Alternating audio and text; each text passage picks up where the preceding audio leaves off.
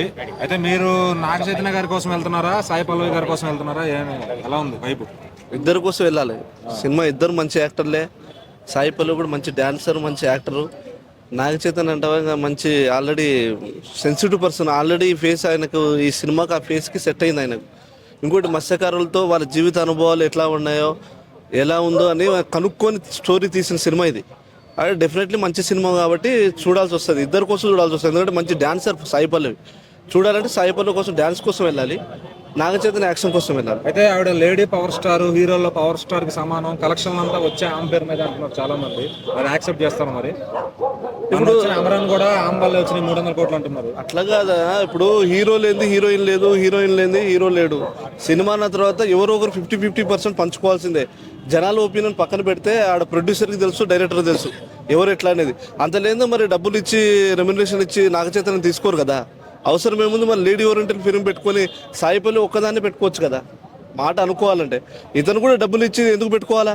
అట్లా కాదు, అది జనాల ఒపీనియన్. అవన్నీ వేస్ట్ టాపిక్ అది. కాకపోతే ఏంటంటే 50-50% షేరింగ్ చేసుకుంటారు ఇద్దరు కూడా.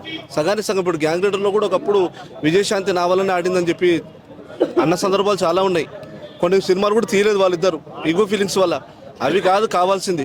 ఎవరైనా సరే హీరో కానీ హీరోయిన్ కానీ వాళ్ళ భావాలు అనేది ఇద్దరు పంచుకొని ఒపీనియన్గా డీప్గా వెళ్తేనే ఆ సినిమా సక్సెస్ అవుతుంది.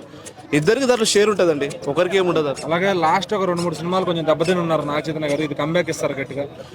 సినిమాలు అంటే మంచి మంచి వాళ్ళకి సినిమాలు ఫ్లాప్ అయిన సందర్భాలు ఉన్నాయి. చిరంజీవి కాలేదా, వరుసగా ఫిల్మ్లు హిట్ ఫ్లాప్ కాలేదా? హిట్లర్ తర్వాత మళ్ళీ కొంచెం బ్రేక్ రాలేదా? అట్లా ఎవరికైనా ఒడిదుడుకులు అనేవి వస్తాయి. మంచి మంచి వాళ్ళకి తప్పలేదు అవి. ఇవన్నీ దాని గురించి సినిమా ఫీల్డ్ అయిన తర్వాత గోల్డ్ గెలిపోవడంలో సహజమే, ఎక్కడ తీసుకోవాల్సింది. కానీ ఈ సినిమా మాత్రం, తండ్రి సినిమా మాత్రం పక్కాగా 100 days ఆడుతుందని మనస్ఫూర్తిగా మేమైతే కోరుకుంటున్నాం అండి. ఎందుకంటే సినిమా మంచి ఒపీనియన్తో, మంచి మనసు పెట్టి తీసిన సినిమా ఇది. ఎందుకంటే మత్స్యకారులు జీవితానుభవాలు వాళ్ళతో ఉండి, వాళ్ళతో చేపల కూర ఉండి వాళ్ళకి తినిపించి చేశాడంటే ఆయన ఎంత డీప్గా వెళ్ళి ఉంటాడో ఒక హీరో ఆలోచించండి.